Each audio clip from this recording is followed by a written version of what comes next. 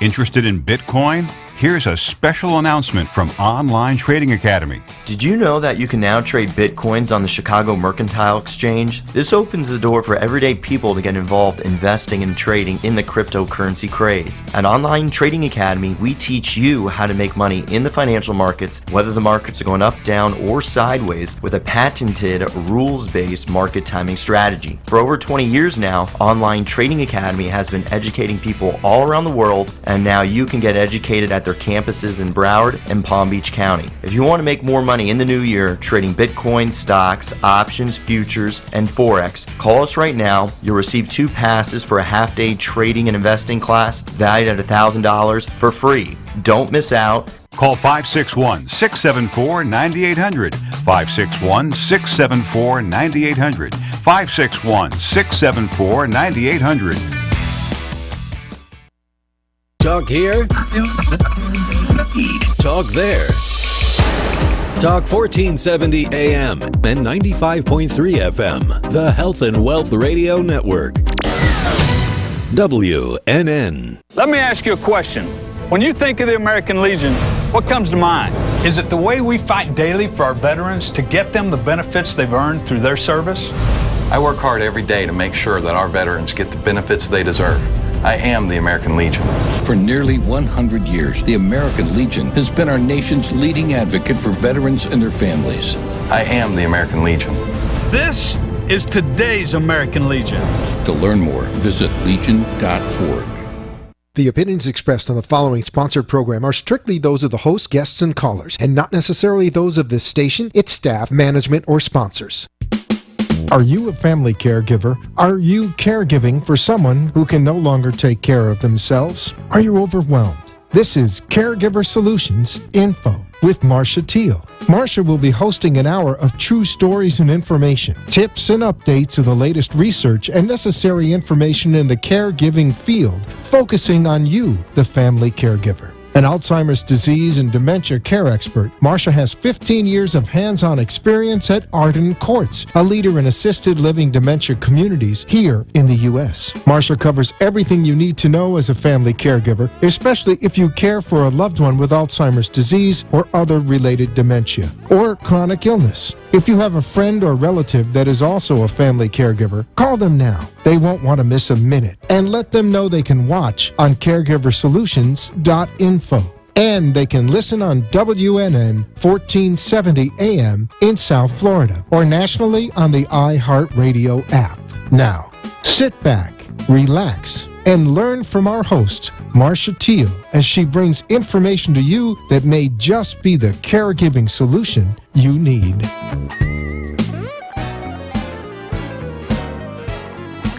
Well, hi everyone, and welcome to Caregiver Solutions Info Show. I'm Marcia Teal, your host, and we've been hosting this show for over 3 years, and a lot of caregivers have let us know that it's really helping them, and they really like the tips and the information and the advice that we provide. It's a great resource. And if you're joining us locally in Southeast Florida on the radio, 1470 AM, welcome. Or if you're in another part of Florida or in another part of the country or the world, for that matter, and you're joining us via the live stream capabilities on www.caregiversolutionsinfo, then welcome to you too. I'm actually joining the show via telephone. The connection is cold here in San Antonio. I'm actually on location at one of the Arden Courts memory care communities in San Antonio, Texas, and my guest will be joining us live from our Boca Raton radio station in South Florida, where it's, I'm sure, a lot warmer. But nonetheless, the show must go on, rain, sleet, snow, as they say, because caregiving doesn't quit. Caregiving is not easy. Caregiving is probably one of the hardest things that most people will find that they have to do in their lifetime. Why? Because it's something that most people don't expect to have to do. It's also something that we're not trained to do. And so when someone is thrust into this role, it's almost like learn by experience. And the more education you have, the more information that you can glean from a lot of resources, the better off that you'll be able to handle all the challenges that come with caregiving. Whether you're a family caregiver like a spouse or an adult child or a grandchild, or even if you're a professional caregiver in the field and you want to learn more about caregiving, especially when it comes to dementia, Alzheimer's, some other kind of dementia. We talk about lots of different kinds of dementia on this show, frontal temporal lobe and vascular and Parkinson's-like dementia. So it doesn't really matter what kind of dementia you're dealing with. The fact is it's all memory loss, and it's going to be something that you'll need to know about sooner than later. So I have a couple questions for you today. Matter of fact, one of the things that we do is we like to give statistics because it really brings everything to home, to the forefront, that says, I'm not alone. This is happening to me, and not just me. It's happening to thousands and millions of people all across the world that become caregivers for one reason or another. And I pulled some statistics from the latest that the Center of Disease Control and Prevention has. It's a 2014 statistic. Do you realize that 2.8 million senior citizens go to emergency rooms each year with fall injuries? Also, 300,000 seniors are hospitalized with hip fractures every year. And that might be the obvious conclusion here, that falling is the leading cause of hip fractures in the elderly. So we know as we get older and we get frail, we have to be more careful, obviously. But what do you do if you're a caregiver and your loved one says, I want to stay home. Don't put me someplace. I want to stay in my home. And I think, personally, home is a great place to be as long as it's safe, as long as you can be there, as long as you have everything in place that you need to continue to have quality of life even through the dementia process.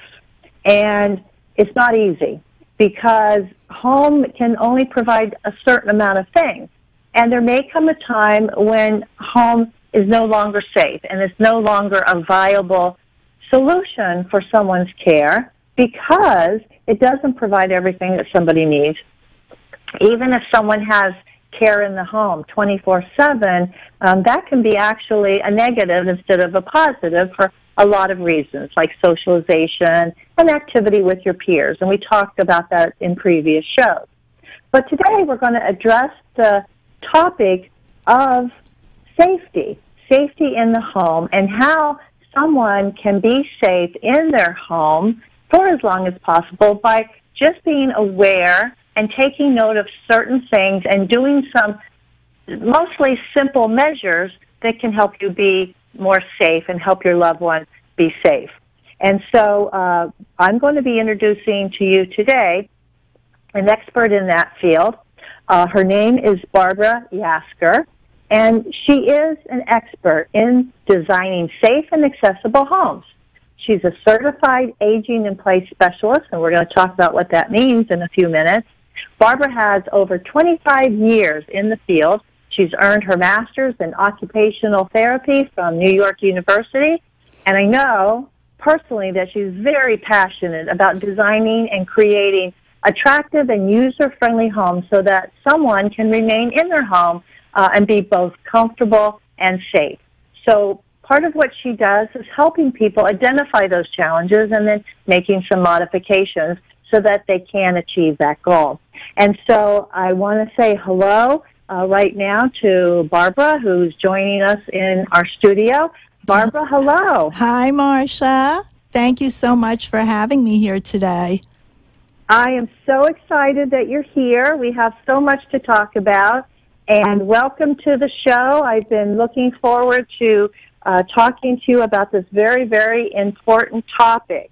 So I want to ask you, first off, Barbara, you are a specialist, and I just told everybody about kind of what you do, but before you did this, you were actually working in the field, in the healthcare field, as an occupational therapist. Is that right? Yes, I have my master's in occupational therapy, and I've been working for many years with all ages, from pediatrics to geriatrics. I've worked with physical disabilities and emotional disabilities as well. So yes, it's been quite a lot of experiences in this area. So you've worked directly with patients that are in rehab. They're getting better. Maybe they went to the hospital and they broke something or they fell. I talked about the statistics there that so many people, have the issues with falling. And they don't have to be elderly, actually, to fall because, we all experience it. But if you're a little bit younger and a little bit more agile, you can recover a little quicker. So you worked in this field of occupational therapy, but now you've kind of switched gears and you're actually certified with a degree. It's called the Certified Aging in Place from the National Association of Home Builders. Correct. So curiosity leads me to ask you, why did you make this switch? How did this service that you provide evolve? Well, as an occupational therapist, I've seen so many different types of disabilities, and I've seen so many different age groups. And now, as I'm getting older, I also feel that there is a very large age group here of people that some of them are perfectly healthy, but they want to stay where they're comfortable in the home that they love. And so as a result, I looked into studying aging in place, which is a whole concept of making our homes safe and reliable for ourselves. It's part of a very big concept, which is called universal design. And universal design actually starts at the very beginning of building a structure. And you're thinking about the builder, the planners are thinking about all ages that will live in that household, even to the degree that maybe a parent may come to live in that particular household. So it's a very broad field. Aging in place is part of that thinking, and it is when, as I said, a person wants to stay in their home, but they live in 2018 in a home that was built 40 years ago that didn't have those modern ideas and that technology in it. So, right, and it's so exciting, this field that you're in, because we do have so much more to offer now with technology, and people do want to stay home as long as possible. So this is very exciting that we're going to be talking about how this can happen. But before we get into that, we're going to hear from our commercial sponsor real quick. So don't go away. We'll be right back with more information from Barbara, the specialist in aging in place. Stay right back. We'll be there.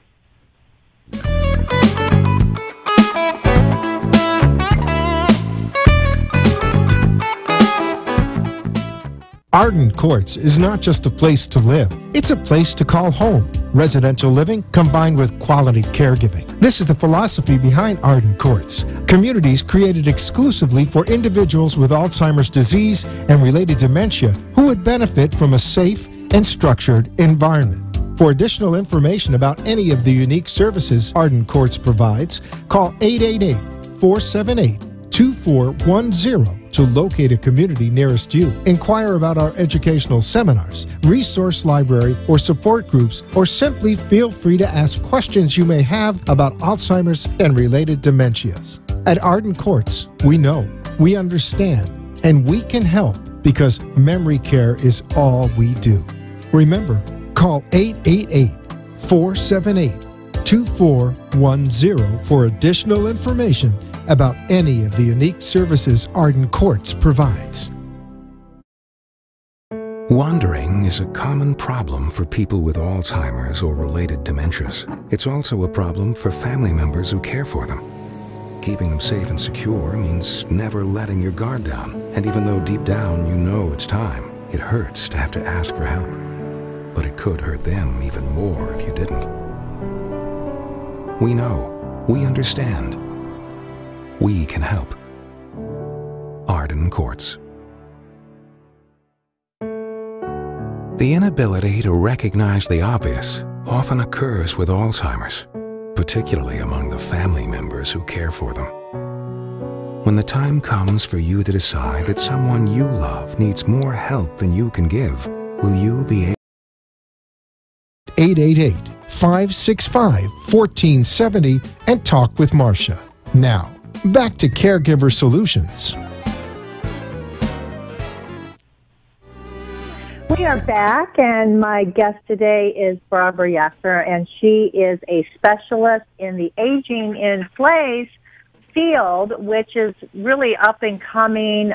People talk about, I want to have my mother or father or spouse stay at home as long as possible. And the key word there is as long as possible, as long as it is safe, as long as all the needs are being met.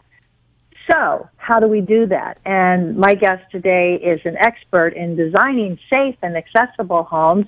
Barbara Yasser has studied aging in place. She's been in the field over 25 years, starting out as an occupational therapist. So Barbara, being an occupational therapist for so many years, were there some things that you noticed about your patients when you were helping them and they were leaving to go home? Did you worry about anything Yes. when they went home, if they were going to be safe and to kind of prevent them from coming unnecessarily back to the rehab? Yes, absolutely. There are ways when people are in rehab that there are mock situations where they may have a car or they may have sofas, furniture set up like a living room, but it's not the actual setup. It's not the real thing. And sometimes there are therapists that do go home and evaluate in the home, and that's one way that we have a good home assessment. But sometimes with budget cuts and everything, there are times that those little steps, that a person looks like perfectly functioning, and then they get home and due to either balance issues or weakness, whatever the disability is, confusion, there are accidents that can still happen at home. And I don't want to say that we can get rid of every accident, and I don't want to say that this setting up a home for somebody with a disability, like, say, Alzheimer's, dementia, very severe physical disabilities, is always the answer. But very often, at least in the beginning of a process, and that could be for many years really, a person can stay in their home and be where they are comfortable, but really a careful analysis of the situation at home really needs to be done. Right, and that's what we want to talk about, to make people aware that if they are a caregiver caring for someone, or even if it's you yourself going back home to the situation, to be aware of the pitfalls that could land you back into the hospital and back into the rehab, which is not a fun thing to do and not a good place to be. Right. So obviously when people think about safety in the home, I think most people think about falling. Mm-hmm. And, the statistics show that most people, are really prone to falling. Right. And that is one of the biggies, And that's one of the most serious. That is what leads to mortality most often. We don't like to think about it, but in truth, that is one of our most serious accidents that happen, even more serious than car accidents. So if there's a way that we can, help think about this and try to plan for it and prevent it, then we're really doing ourselves a very big service. Yeah, so let's just talk briefly about some things that are easy fixes. I know later, before we end our program, you're going to give us a way to remember some of these things. Right. But Well, let's throw out a little bit about the falling. Of course, the first one that comes to my mind are scatter rugs. Scatter rugs. Get rid of them. Yes. We don't want to see little rugs around.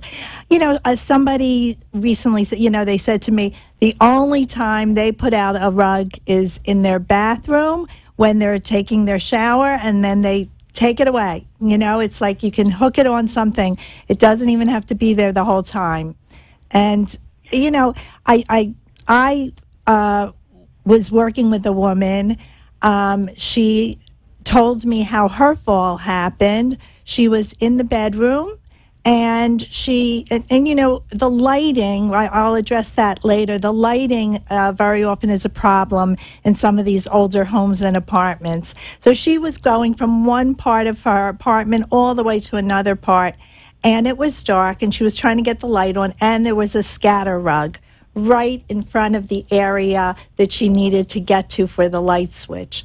And of course she fell, and she was on the floor for hours because the little LifeLock button that she had wasn't on her, and she had to go crawl to the bedroom where she was able to find her cell phone that was not on her. So, it's all these little pieces that one scatter rug that was there for so many years and didn't cause a problem, and people can say, oh, it's there all the time. It's not a problem. We know it's there. But it's that one time that it causes the problem that you want to try to avoid. So definitely scatter rugs out. Yeah, that's a biggie. And even in the bathroom, you want to make sure that it's got the non-slip grid stuff on the back, the rubber backing, so it doesn't slip. Because there are a lot of bathroom rugs out there that are the cotton kind that are cotton on both sides, and if you have a tile floor, you're going to step out on that thinking you're okay, and boom, down you go. That's right. And a lot of times it's a rug that had a backing on it originally, and then you wash it several times and it comes off. So that's also, it's something that you want to keep checking these things, not just the rugs, but like many of these things that we're going to talk about need to be revisited periodically. Another thing that people, do that would very often gets people thinking about things in the home, to think about what they can do in their home, are grab bars. So the two biggie obvious ones are the scatter rugs and the grab bars.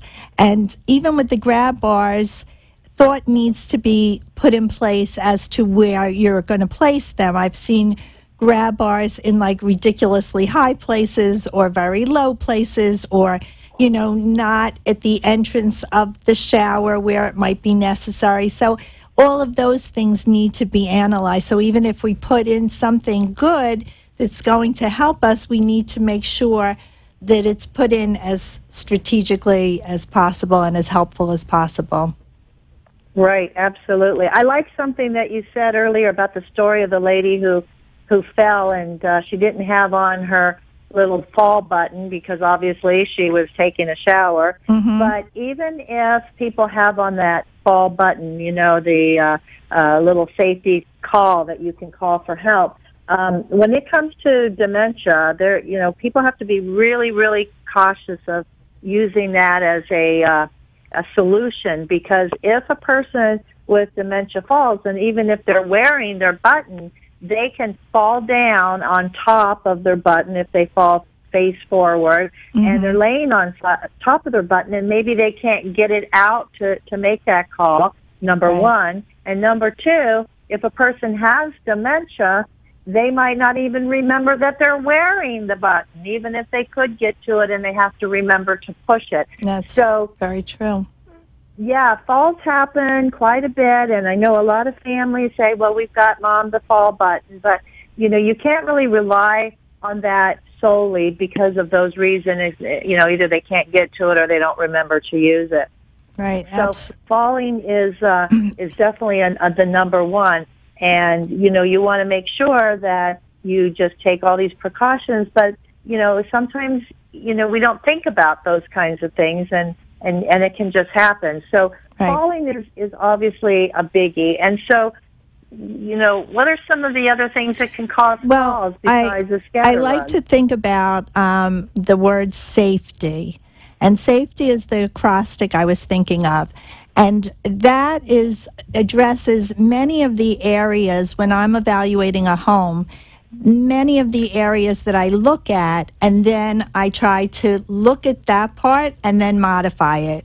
So, for instance, safety, the word safety starts with an S. I don't know if I hold this up, if you can see that or not. I'm not sure. Okay, so safety starts with an S, and it's our senses. We want to address things that impact our senses. As we get older, as we get, dementia may happen to the person that you're taking care of, or a physical weakness. Sometimes we have lower vision as we get older, lower hearing senses. We want to address the eyes, ears, nose, all of those physical parts of our body that are bringing everything in so that we can perceive where the step is and where something we smell is and what something we hear is. So that's the first S in senses. We want to be alert and we want to make things accessible. That's the A in safety. Falls. So Barbara, yes. Before we go to the A, I have a question about the senses. That's very interesting. Okay. Using all your senses for safety, because this whole show today is about safety, and it's not just about falling. Right. I don't think that.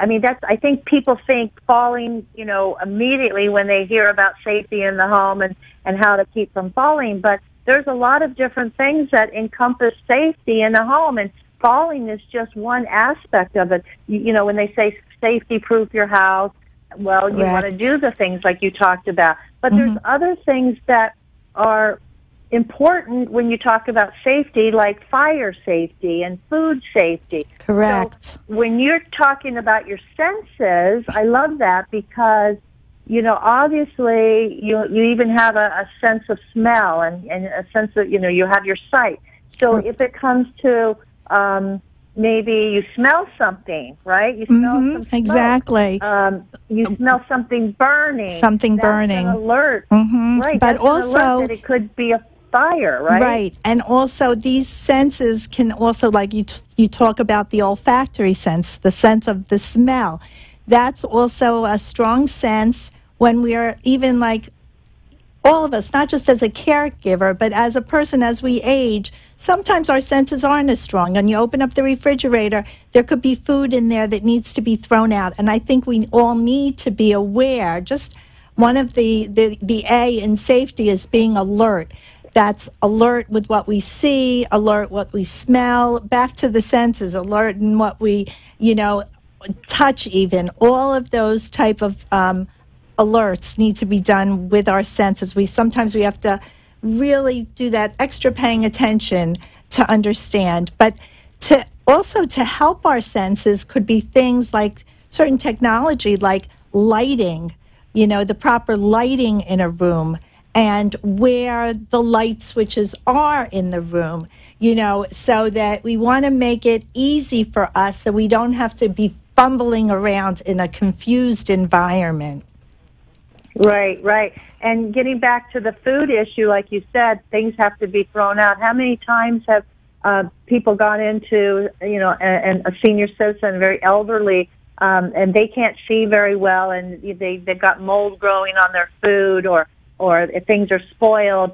So I always say I give it the milk test, right? If you have milk in your refrigerator and you're not sure, first you look at it to see if it's fertile. Then you kind of give it the sniff test to see if it smells bad. And worst case, you put a little on your tongue and give it the taste test, because, having that in the home and having people eating or consuming spoiled food is a safety hazard. It's going to end them up in the hospital with some kind of gastro issues or worse. So absolutely. And one of the other things that relates to that is our pantry. So our pantry, we want it to be organized. We want to get rid of old things in our pantry, even though things don't need to be refrigerated, so we feel they could stay very long. They should be stored properly. they should be like things that whatever can be the important things at eye level. That's another way that we can gear our eyes, our vision, into helping us stay in a more healthy, safe environment. And so, Right. yeah, so, like just organizing your pantry, getting rid of things that are old, having less things there, just having, your essentials, and that they're updated and at nice eye level. Because another thing that I've heard of many stories. I live in a 55-plus community, so aside from the people that I work with, I'm also constantly hearing stories. So, there's always the step stools and the step ladders, and some of them are a little bit safer than others. But if you could just avoid getting on that whole device as much as possible, that's one of the goals of staying safe in your home. Wow. There's so much to talk about, but we're going to take a quick commercial break and hear from our national sponsor, and we'll be right back, so stay with us.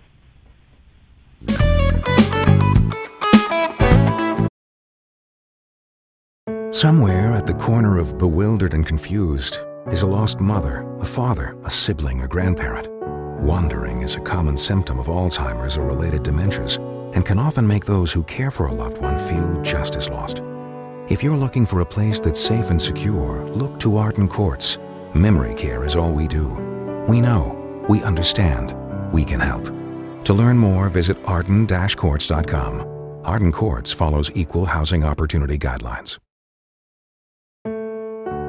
The inability to recognize the obvious often occurs with Alzheimer's, particularly among the family members who care for them.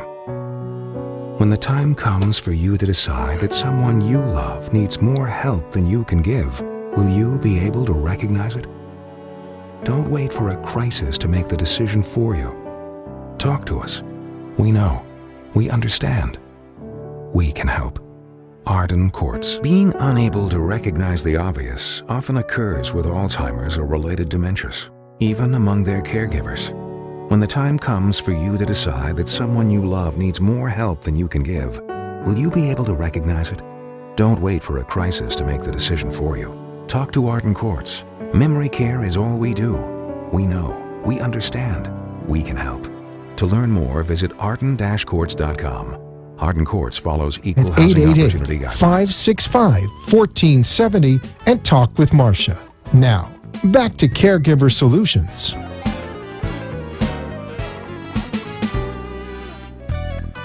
We are back with Caregiver Solutions Info Show, and I'd like to thank our national sponsor at this time for helping make this program possible, Arden Courts Memory Care Communities. Arden Courts specializes in memory care because that's all they do. They are located in 10 cities in the state of Florida, and they have several across the United States, about 50. I'm currently in San Antonio, where they have an Arden Courts here in Texas. And so if you need help, you can certainly call the Arden Courts closest to you. But if you're listening to us now and you need some help right this minute, you can actually call them, and they'll put you in touch with the community closest to you.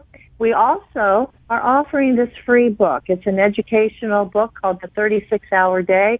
Very good book for caregivers. Explains a lot of things that caregivers need to know.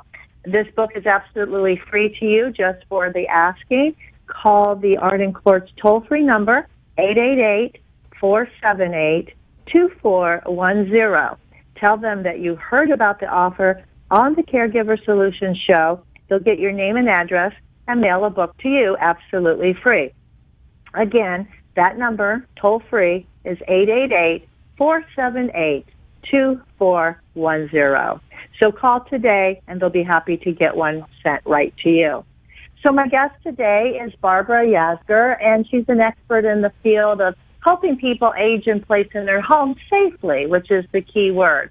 And Barbara, it's so exciting that you've actually made a way for people to remember how to be safe and how to do things in the home that's safe by kind of creating a little cheat sheet, starting with the S of safety and going on down, SAFETY. So We talked about S for the senses. What's the A stand for? The A we mentioned briefly is to be alert, but it's also to be alert and to try to create things as accessible as possible. So, for instance, we want to have clear pathways in the home. You know, as we get older, some of us accumulate things. We sort of make our own systems of filing, books in one area, papers over here, not necessarily in filing systems.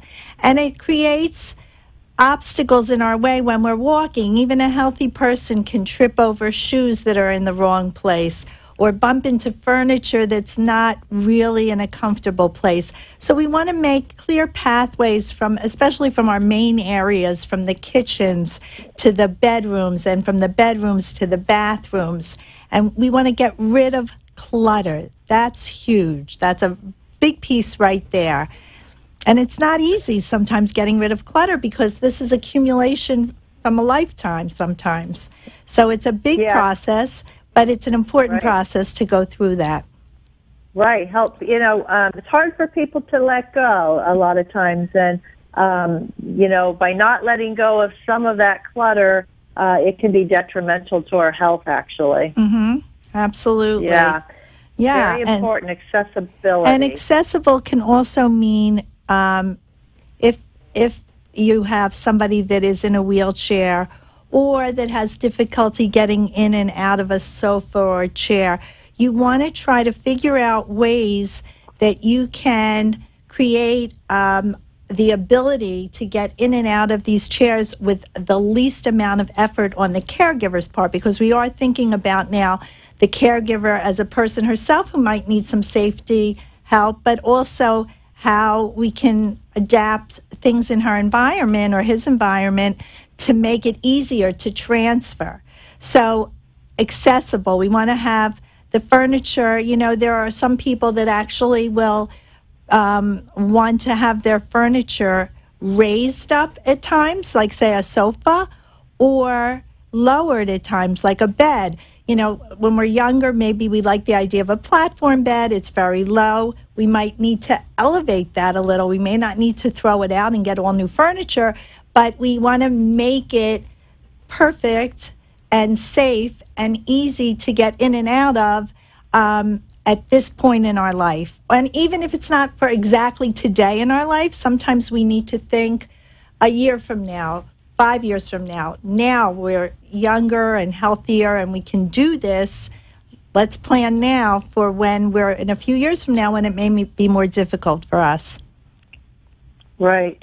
Well, the next letter in safety is F, and I can guess it's about what we've talked about, fall prevention, right? Fall prevention, right. So we're going to go around our home and we're going to look very carefully. Like we said before, we're going to analyze all the different facets of it.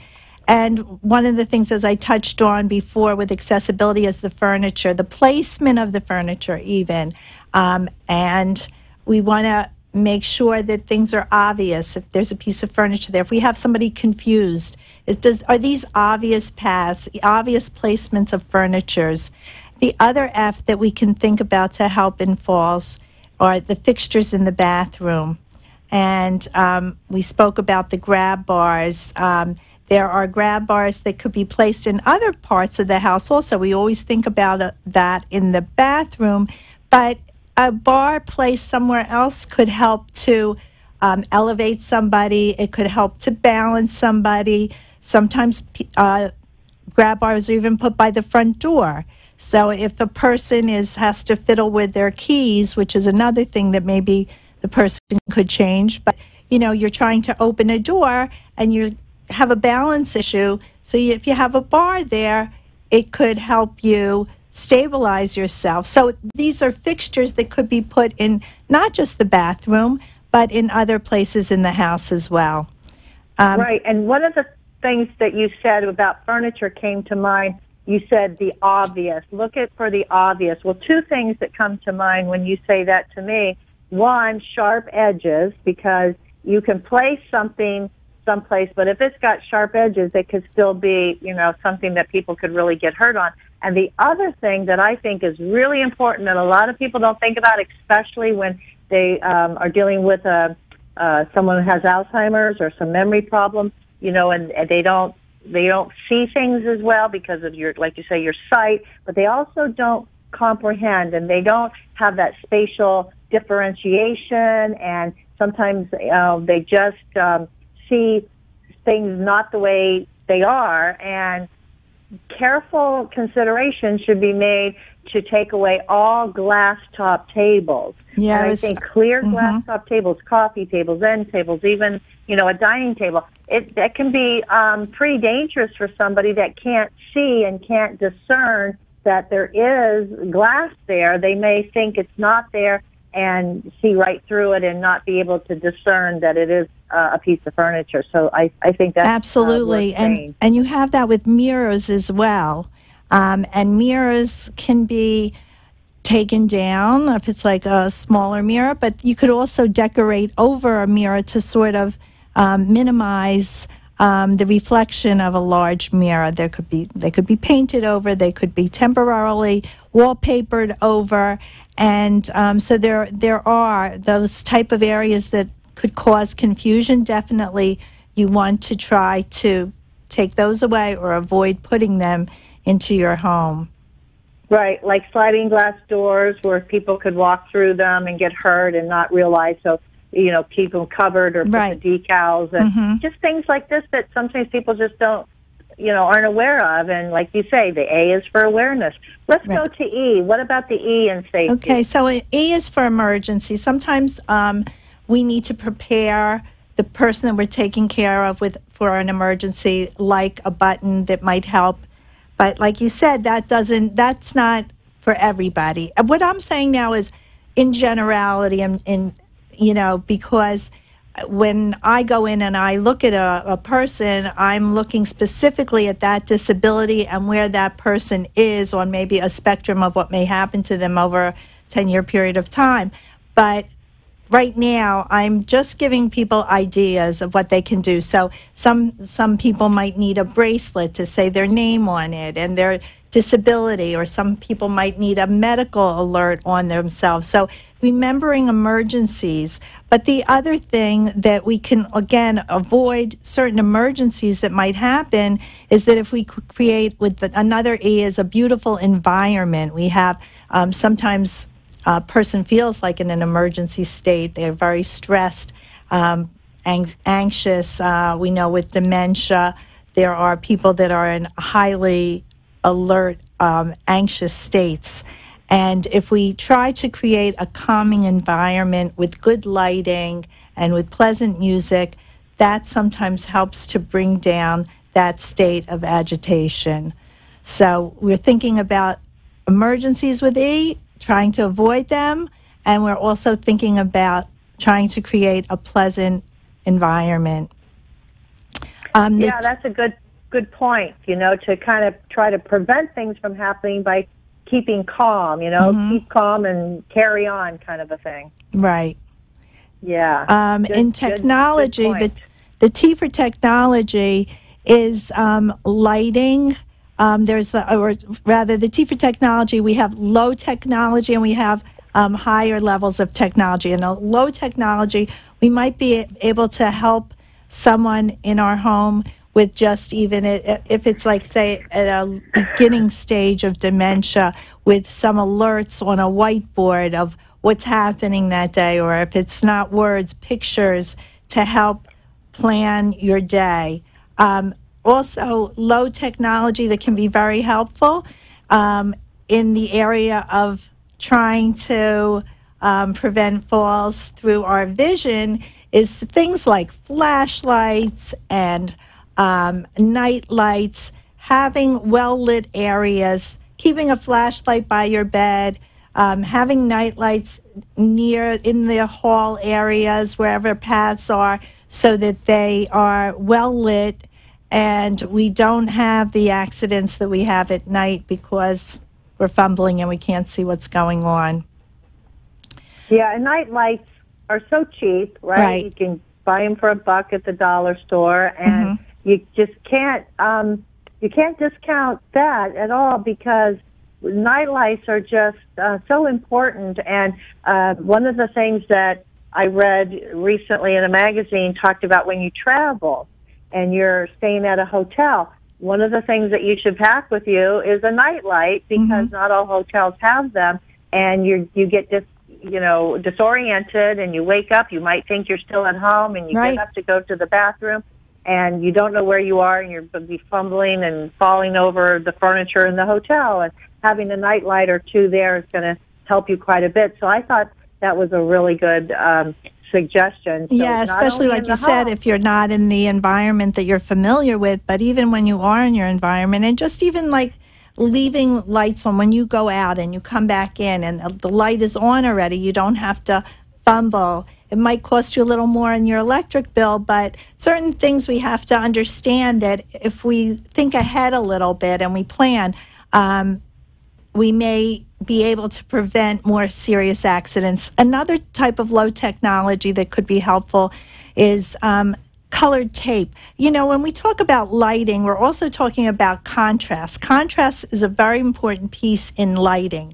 And we, for instance, sometimes I can't find my cell phone. I'm not the only one. And I have a gray tablecloth and I have a gray silver phone, actually silver and silver. And when they're on top of each other, very hard to find. So if you can picture that, or, if you have dementia and your colors are blending and your focus is blending, and you have a red placemat with a white plate on top of it, you know where your placemat is, much better than if it's blending in a white plate with a white tablecloth. So you want to think about contrast also in trying to make your life easier. And that's a low technology thing. And with tape, did you want to say? Easy fix. That's an easy fix. There you go.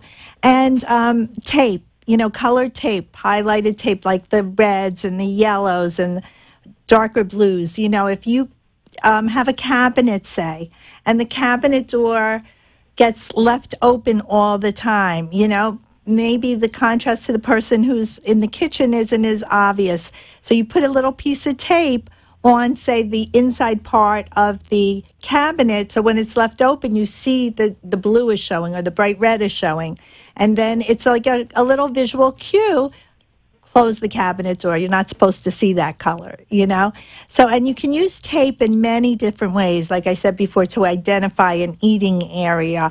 Or as you mentioned, you might have a piece of furniture, a piece of granite, say, something that sticks out. Originally when it was placed, it really wasn't placed in the best spot, but you can't change it. It's too expensive.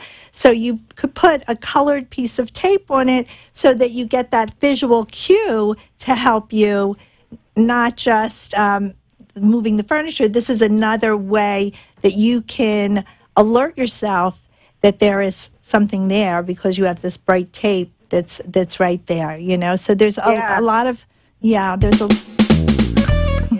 Oh, we are almost out of time. Barbara, please give everybody your phone number if they want to call you for more information or have an assessment.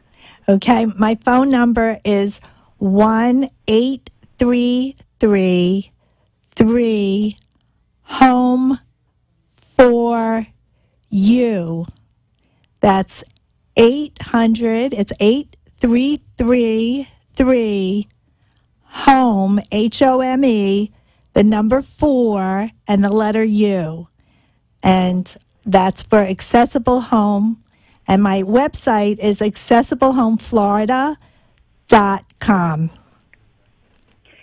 So Barbara, why is it important to have a specialist like you be able to come in and do an assessment as opposed to some other type of professional? What's the difference? Okay, so that's actually the letter Y in safety, is that why do we need to have a specialist and why should we be doing this? And of course we said the why is because one of the very most serious accidents are from falls, and many of the falls are in the home. And the reason to have a specialist come in, and especially an occupational therapist, is that studies have been done and great benefits have taken place for people that have hired occupational therapists, but the same results don't always result when other specialists are hired. So there are studies out there that back that up. So that is a strong reason just to go according to the statistics.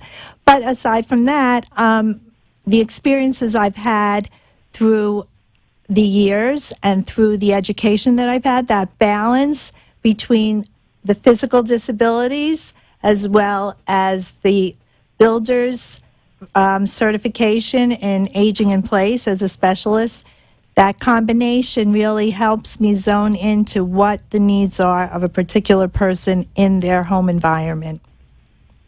Yeah, because you look at the big picture. You look at the person and the place and the possibilities, and you kind of put together a plan to help them. And some people might say, well, I know it's not free. I know it's a service. Obviously, you have to get paid for your services. It's your business.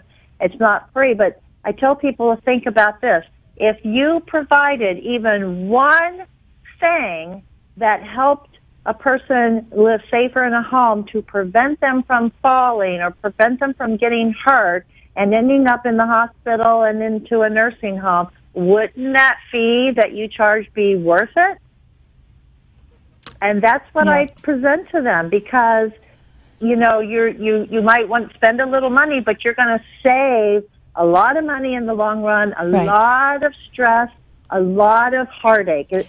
I just think it's kind of a no-brainer if someone doesn't have the expertise to understand everything that can go wrong. And I love the fact that you have worked in occupational therapy and you have this designation of an aging in place specialist. And I think that people should, you know, consider doing it, because in the long run, it's going to be better for everybody. And, you know, there's just so much out there today. I mean, every time I go into the stores to update my information or I go online, there's always new technology. So sometimes it doesn't even have to be like a major overhaul of something. It could be like we were talking about. Sometimes it's just like minor things, or maybe like something that's a little bit more of an investment, but it's like magic.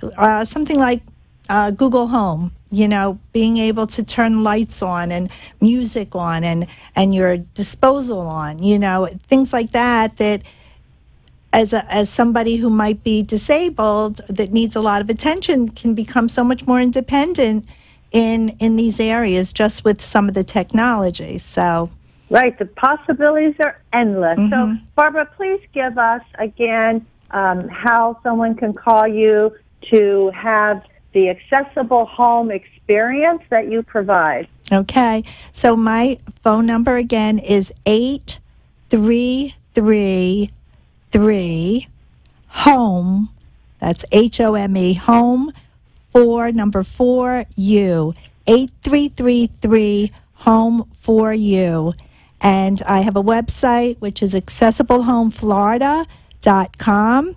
And on that website, if there's any information that you want to look at, or if there's any questions you have, there's a contact piece to that, and you can contact me through the website as well.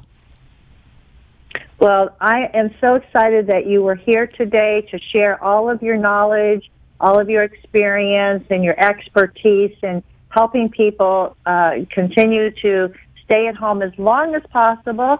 And that's, of course, what most people want to do. And they want to stay home, but they want to be safe. And so if you're a caregiver, take all of this information to heart. It's very important to provide a great, safe environment and be there for your person. Also, there's other things we've talked about on other shows about safety in the home, and you know, we'll talk about that more on different shows. But you know, there's a lot of things physically that you can do, but just be aware, caregivers, there's protecting against abuse. That is another safety hazard in the home, so to speak, because we want to make sure that our elderly are keeping their windows and doors locked at all times and not letting strangers in if they're alone, and not giving personal information over the phone, and beware of all the scams that are out there, and, you know, having their Social Security checks deposited so that they're not in the mailboxes. And these are safety issues too. So, you know, it's a broad topic, and Barbara brought to mind a lot of information, and using your senses to provide all of this extra layer of protection to our caregivers and to their loved ones that they care for. So thank you, Barbara, again for being with us. Thank you so much for having me, Marcia. And if you are listening, thank you for listening. Thank you for watching. We will be back next week, same time, same place. We are at WNN 1470 AM or on the CareGiverSolutions.info website. So, in the meantime, don't forget, give Arden Courts a call. Get your free book, the 36-hour day book. It's absolutely free for the asking by calling the toll-free number of 888-478-2410. Get that book. It's an excellent resource. And thank you for watching. In the meantime, before we see you again, don't forget, give somebody a hug because they need it, and so do you. So take care, and we'll see you next time.